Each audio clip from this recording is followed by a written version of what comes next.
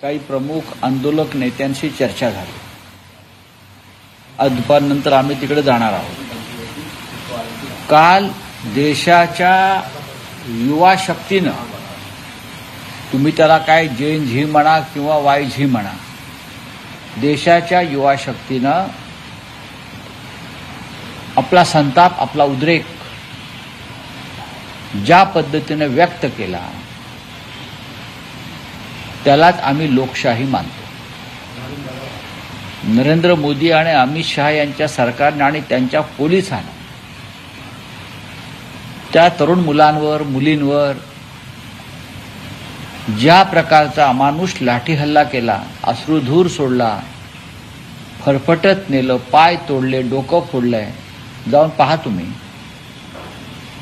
आम्हाला जालियनवाला बाग हत्याकांडाची आठवण झाली. जालियनवाला बागेत जनरल डायरनं गोळ्या घातल्या. इथे भाजपच्या जनरल कायरने लाठीमार केला, अश्रुधूर सोडला. लहान लहान मुलींचा आक्रोश पाहिला. यांना मुलं बाळं नसल्यामुळे किंवा जे आहे ते परदेशात असल्यामुळं सुरक्षित, त्यांना आमच्या भारतातल्या मातीतल्या मुलांचं दुःख, त्यांच्या आईवडिलांचं दुःख आणि यातना कळणार नाहीत. म्हणूनच मी आज सांगितलं, कालचा दिवस हा भारतीय लोकशाहीतला अत्यंत काळा दिवस होता, ब्लॅक डे. हा 20 जुलै हा दिवस यापुढे डरपोक दिवस म्हणून साजरा करावा. डरपोक दिवस. सर, तुमचा पक्ष मुंबईमध्ये ग्राउंडवर होता, तुम्ही देखील इथं बोलताय. राष्ट्रवादी काँग्रेसने सांगितलं होतं आमचे 8 खासदार जमिनीवर ग्राउंडवर दिसतील. काँग्रेसही कुठे दिसलं नाही. मला असं वाटतं, नाही, मी डरपोक हा पोलिसांनी ज्या प्रकारचा अत्याचार केला, हल्ला केला, ज्या पद्धतीनं लहान मुलांना मारलं, हा डरपोकपणा आहे ना. सरकार लहान मुलांना, विद्यार्थ्यांना घाबरलंय आणि हुकुमशाहीप्रमाणे ते आंदोलन चिरडून टाकण्याचा प्रयत्न करत आहे. काल ग्राउंडवरती आम्ही सगळे होतो की. काल आम्ही ताबडतोब वांगचुकना भेटायला गेलो. त्यांच्या प्रकृतीची चौकशी जाऊन आम्ही केली सफदरजंगला, त्यांच्याशी संवाद साधला. त्यानंतर आम्ही परत तिकडे काही आंदोलकांना भेटलो. संध्याकाळी मी स्वतः जंतर-मंतरला गेलो होतो काल. आता परत आम्ही जाणार आहोत. तुमच्या पक्षाबद्दल प्रश्नच नाही. सुप्रिया सुळे म्हटलं की आमचे 8 खासदार खांद्याला खांदा मिळून या लोकांसोबत, विद्यार्थ्यांसोबत आहेत, त्या आंदोलनात पाहायला मिळतील. मला असं वाटतं की काय त्यांच्या पक्षानं महाराष्ट्रात आंदोलन केलेलं आहे. मला इकडल्या त्यांची भूमिका सुद्धा कालच्या बैठकीमध्ये हे आंदोलकांच्या बाजूनेच होती. स्वतः सुप्रिया सुळे या आजारी आहेत.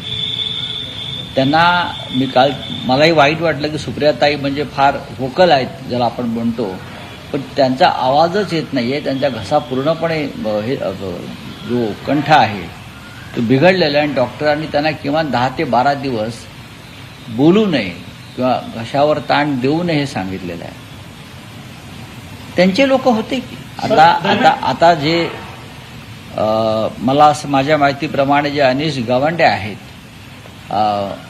दिपके बरोबर, ते त्यांच्याच पक्षाचे आहेत. त्यांनी असं सांगितलं की आमचे 8 खासदार असतील, एकही खासदार ग्राउंडवर पाहायला. बघा, खासदार असतील किंवा नसतील, त्याहीपेक्षा कार्यकर्ते होते जमिनीवर. प्रश्न हा आहे की या देशातील जे राजकीय घराणे आहेत त्यांना त्यांच्या मुलाचं करिअर दिसलं, ग्राउंडवर येताना दिसत नाही. आता याच्यावरती आज हा चर्चेचा विषय नाही, पण या सगळ्या, मला असं वाटत नाही का विरोधी पक्षाला देखील मोठा संदेश आहे?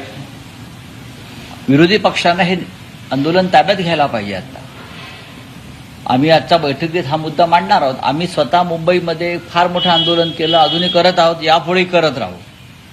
जिथे जिथे संधी मिळेल तिथे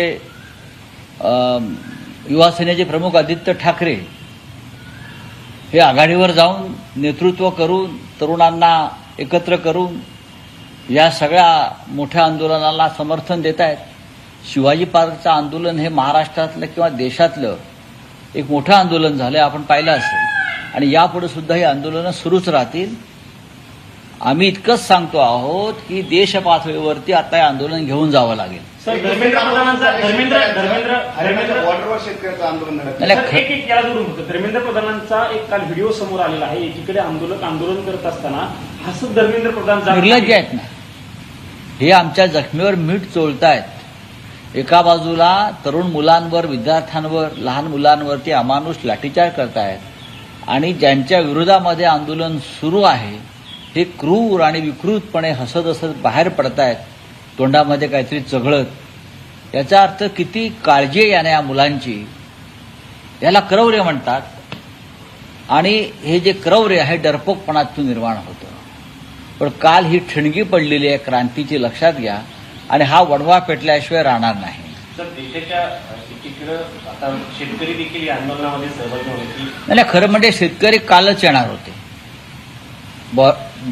या शंभू बॉर्डरला काल हजारो शेतकरी जमा झाले होते आणि त्यांना सुद्धा या आंदोलनात सहभागी व्हायचं होतं। पण दिल्लीमध्ये जितका पोलीस फोर्स लावला त्यापेक्षा जास्त पोलीस फोर्स काल शंभू बॉर्डरला होता आणि पंजाबच्या शेतकऱ्यांना, हरियाणाच्या शेतकऱ्यांना काल तिथे रोखण्यात आलं। नाहीतर ते सुद्धा शेतकरी बांधव त्यांच्या मागण्यांसाठी विद्यार्थ्यांच्या आंदोलनामध्ये विलीन होणार होते। सर, तुम्ही मागाशी म्हटलं की आज याच्यावरती चर्चा होईल की विरोधकांनी या आंदोलनामध्ये सहभागी व्हायला पाहिजे।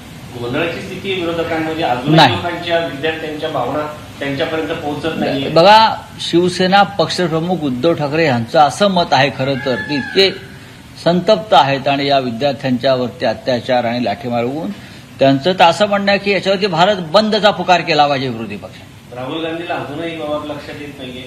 नाही, राहुल गांधींच्या लक्षात येतं ना। राहुल गांधी स्वतः नीटच्या प्रकरणामध्ये सगळ्यात आधी आंदोलन त्यांनीच सुरू केलेलं आहे। राहुल गांधींनी या देशामध्ये नीटच्या विरोधामध्ये पहिला एल्गार जर कोणी पुकारला असेल, सभागृहामध्ये विद्यार्थ्यांना संबोधित करणं, अभिजित तितकेसारखा लाट्या खाणं, याच्यात फरक वाटत नाही तुम्हाला? अजिबात फरक वाटत नाही। तुम्ही एक अजेंडा घेऊन जर माझ्याशी बोलता, तुमचं चॅनल मला माहिती आहे काय आहे ते, तुम्ही असं अजेंडा घेऊन जर बोलत असाल तर तुम्ही त्या आंदोलनाचा अपमान करता, हे मी ऑनलाईन सांगतोय। तुम्हाला असं वाटत नाही की राजकीय नेत्यांच्या मुलांच्या करिअरसाठी ते मुलं बाहेर येत नाही?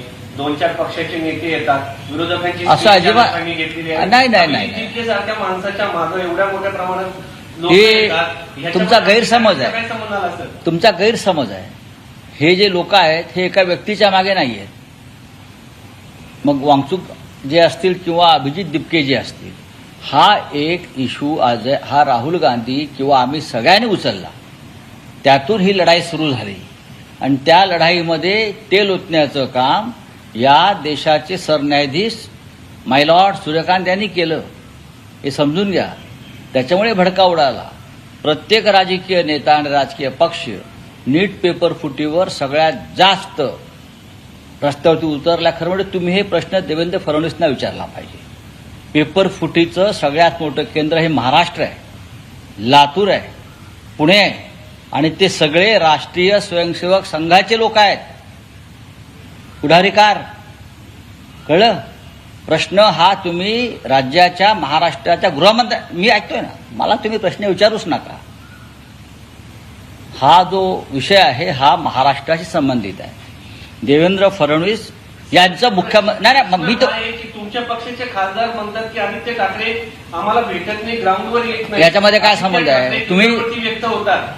प्रश्न आहे की विरोधकांचे प्रश्न मांडायला अभिजित दिपकेला अमेरिकेतून इथे यावं लागलं सर? नाही, असं काय नसतं। हा तुमचा प्रश्न, हळू बोला जरा। हा प्रश्न अत्यंत मूर्खपणाचा आहे। तुम्ही अभ्यास करून या। आदित्य ठाकरेच ग्राउंडवर आहेत। आदित्य ठाकरे अत्यंत ग्राउंडवरती आहेत। अमेरिकेतून कोणी आलं, लंडनवरनं कोणी आलं किंवा न्यूयॉर्कमधून कोणी आलं म्हणून आंदोलन होत नाही। आम्ही सगळे त्या आंदोलनाच्या पाठीशी आहोत म्हणून ते आंदोलन यशस्वी होत आहे। काल केजरीवाल आंदोलनामध्ये होते, काल समाजवादी पार्टीचे लोक आंदोलनामध्ये होते, काल भीम आर्मीचे नेते आंदोलनामध्ये होते, काल आमचे लोक आंदोलनामध्ये होते। आम्ही सातत्याने त्या आंदोलनाच्या पाठीशी आहोत। काल उद्धव ठाकरे यांनी किमान 25 वेळा याच्यावर त्यांच्याशी चर्चा केलेली आहे।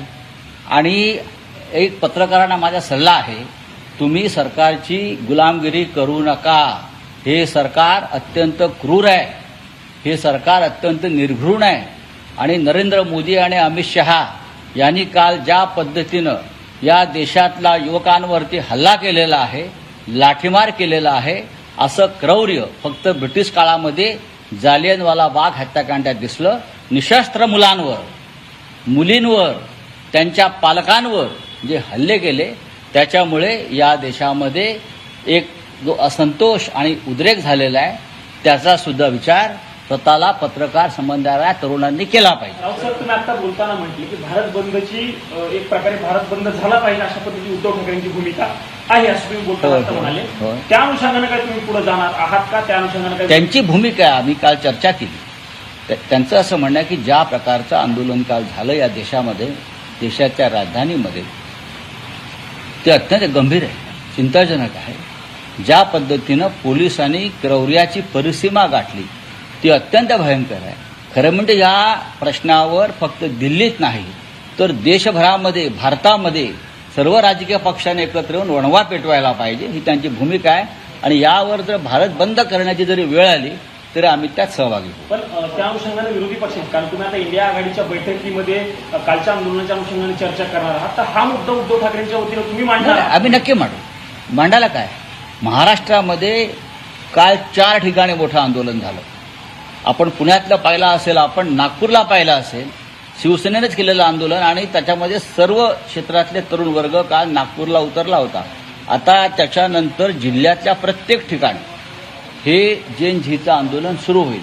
तर राज्यसभेमध्ये अमित शहा वंदे मातरम विधेयक आणणार आहे, 3 वर्षाची शिक्षा दिली जाणार आहे जर अडथळा आणला. स्वतःला येतं का वंदे मातरम? किंवा त्यांचे जे नेते आहेत प्रधानमंत्री, ते टेलिप्रॉम्प्टर शिवाय वंदे मातरमची पूर्ण कडवी म्हणू शकतात का? त्यांनी म्हणून दाखवावं. सेंट्रल हॉलमध्ये आम्ही येतो, टेलिप्रॉम्प्टर शिवाय वंदे मातरम. देशामध्ये काय चाललंय आणि तुम्ही काय करताय? वंदे मातरमसाठी सक्ती करण्याची गरज नाही गृहमंत्रीजी. वंदे मातरम हा देशाचा आत्मा आहे आणि भारतीय राष्ट्रीय काँग्रेसच्या पहिल्या अधिवेशनामध्ये वंदे मातरमचं गाण वाजवलेलं आहे, तुम्ही नाही. ज्यांनी देशाच्या स्वातंत्र्यात आणि स्वातंत्र्यानंतर आपल्या कार्यालयावर 52 वर्ष तिरंगा फडकवला नाही, त्यांना आता राजकीय कारणासाठी वंदे मातरमची आठवण यावी यासारखं दुर्दैव नाही. बोले हिंदी में क्या है भाई? सर, जो बीजेपी प्रोटेस्ट को लेकर आप लोगों का क्या स्टैंड है? कल जिस तरह से एक्शन लिया गया प्रशासन के द्वारा, जो खबर है सर 118 प्रोफेशनल है, पुलिस जो ऑफिसर्स और सिक्योरिटी ऑफिसर वो इंजर्ड हुए हैं, गाड़ियां भी तोड़ी गई, कुछ पुलिस वालों के बच्चे भी। आंदोलन में ये होता है, आंदोलन जब होता है लाखों की संख्या में लोग आंदोलन, लोकतंत्र में आंदोलन का बहुत महत्व होता है. आप इस आंदोलन को नजरअंदाज नहीं कर सकते. लाखों युवा कल आए थे, बॉर्डर पर किसान भी आए हैं. आपने देखा होगा आज किसान दिल्ली में आएंगे. किसान तो कल ही दिल्ली में आने वाले थे लेकिन उनको रोका गया. जिस तरह से पुलिस ने बहुत निर्घृणता से बच्चों को मारा है, पीटा है, आप उनसे बातचीत कर सकते थे.